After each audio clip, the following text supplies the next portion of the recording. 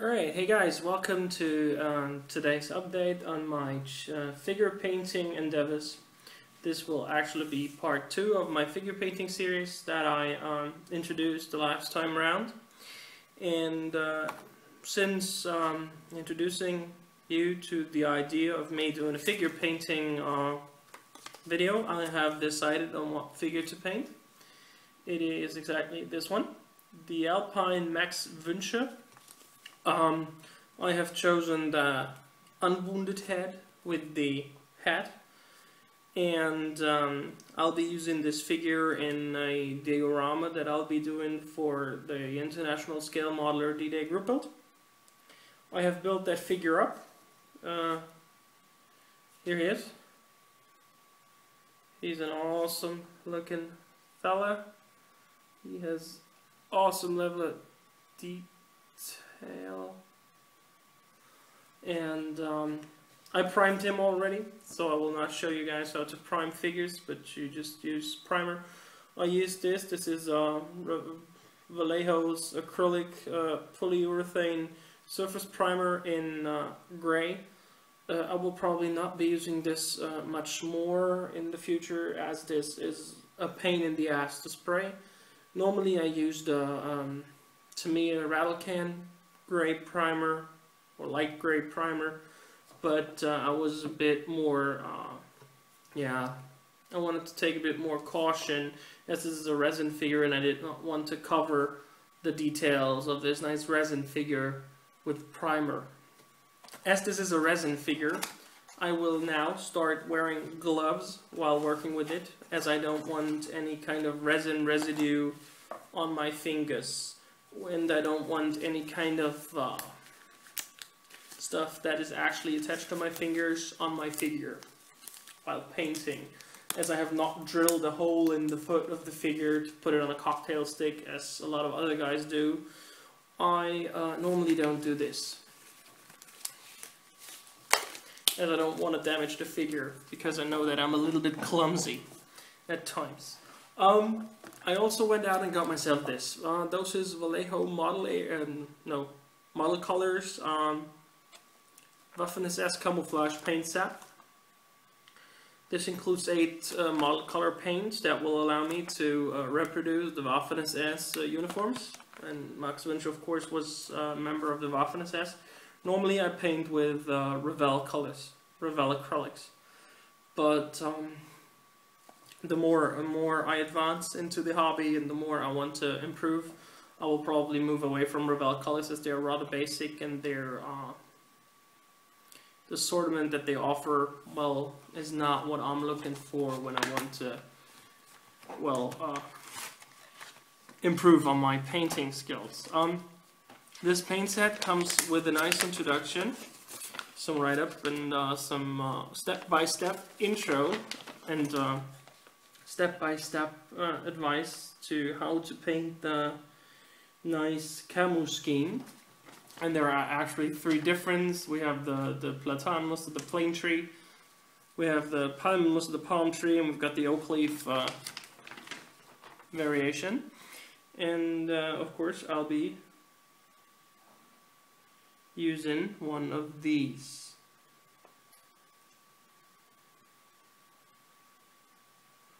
And it's probably gonna be the oak leaf one, as Wünsche on the pictures is wearing this.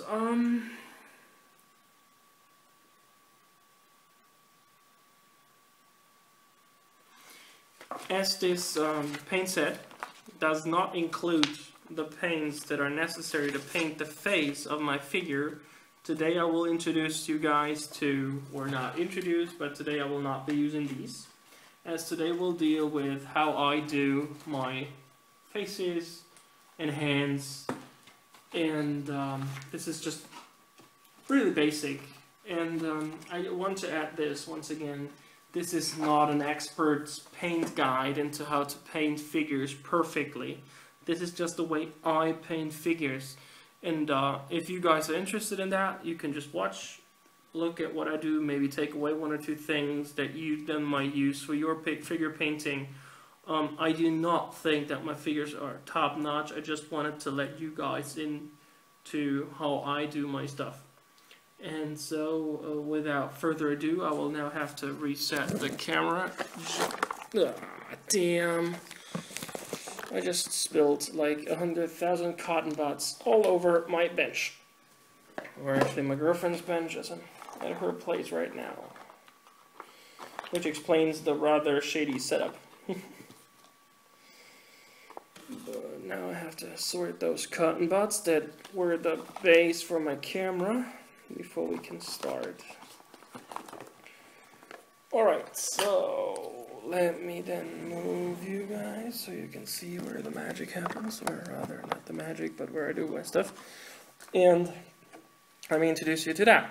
This is Revel's Matte 35 Flash Tone, just basic flash matte. This is thinned with UMP thinner, but let me give it a look at whether or not I have to thin it even further. I might need another bit of thinner. Just 1 second, guys. I'll be back immediately.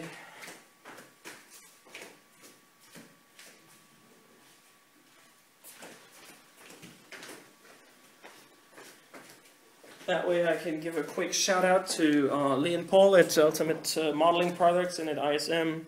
Your thinner is just awesome. And you should always pay attention that you don't spill stuff. But that has nothing to do with the thinner, just me being stupid.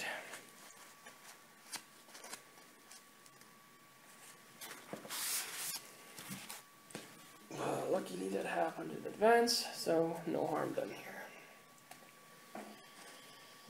Then we open this up. Why did it spill anyway? We give it just a bit of the thinner. We close it back up. We give it a sturdy shake until it stops making funny sounds, funny noises. Alright. Then we give the lid some claps so that it doesn't do what it did before. We of course need some paper. There's some paper for cleaning my brush. I have seen so many different kinds and ways and shapes and forms to clean your brush. Once again, this is how I do it, not how the professionals do it. Then we put this into the bin and get a new one out. And then I've always been or often been asked what kind of brush I use, and I showed you guys that in the introduction.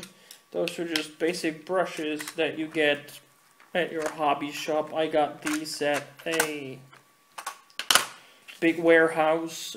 They are nothing special. Those are zero size, and you should not do what I'm just doing and lick your brushes. This is not really healthy, especially if there has been something on them. Like something, I don't know, containing animals. Alright, I'll try to do this as close to the camera as possible so you guys can see this. So you just dampen your brush in paint, not like, you don't want it to be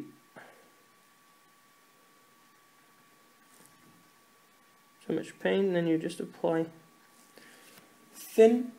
really thin layers of paint to the areas that you want to paint, because if you use too thick a paint, it will look, well, first of all you cover detail, and second of all you just yeah, your figure looks chubby afterwards and not really real.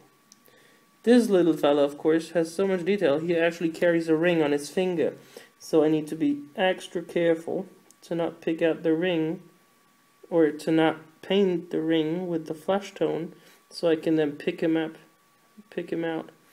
with a metalish color later. You always want to clean the brush regularly so that it doesn't carry too much paint that dries on you. I just received a message from my girlfriend. I guess I have to check this in a second, but this video will not be a long one, as this will really only deal with how to put on paint on flesh areas. I will probably leave it after I have painted the hand.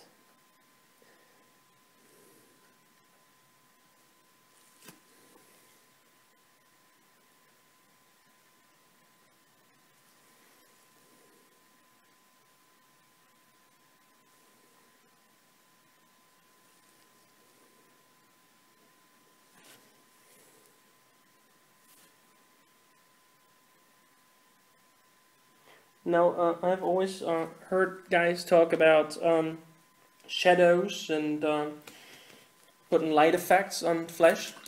Of course, this is a possibility to use different kinds of flesh tone to create darker areas and lighter areas to create shadows. I do normally not do this, and I won't do this on this figure as well, or either. I will apply a wash to those flesh areas, a really, really light wash that will sink into the recessed areas and give them a really nice shadowy tone. And I will then, maybe on this figure, I will do this, use a lighter version of the base color, just add some drops of white and just dry brush over the knuckles and stuff like that, just to pick out the knuckles better. I hope you can see this. This is the hand that I just painted. I really like the tone of this Revell of Flash. It's not really like pinkish, but it really has some sort of flesh resemblance. If I hold it next to my arm, you can see this.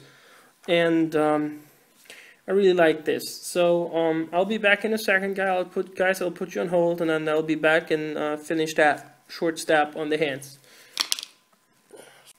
Alright guys, I'm back, and as I said, we will not be doing each and every single part of this figure on camera. I will be doing stuff off camera. Now you've seen how I put the flash color on the areas that are painted in flash. One thing though, I always start with the flash color. That's the color I always lay down first to have, I don't know, and I go from there.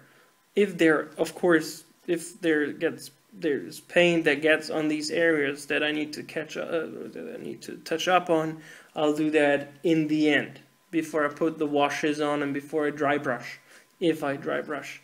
Because if I touch them up while in the process, I will just ruin the other paints and the other colors. So I'll just wait till the end before I touch them up, and then I'll do this just before I start to do the weathering of sorts on the figures. And yeah, so this would sum up the first part on the flesh tone. This is all I do.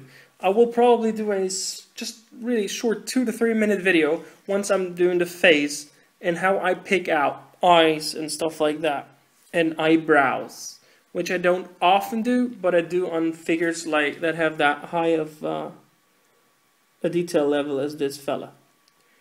And yeah, that wraps this part up. Thank you guys for watching. I hope you guys are still interested in this and will follow this video, well, tutorial of sorts further. I cannot tell you guys when the next video will be up, but it's going to be probably in the next couple of days. It's probably the eyes. I can't tell you in detail, as there are other builds on my bench now that I need to attend to, but this is where I am right now. This is the figure, and while off camera I will paint the other hand, I will paint the face, and then we'll pick out the eyes together. So thank you guys for watching. I hope you guys have a great week, and see you guys around. May the force always be with you, and always remember Sevastopol. Bye.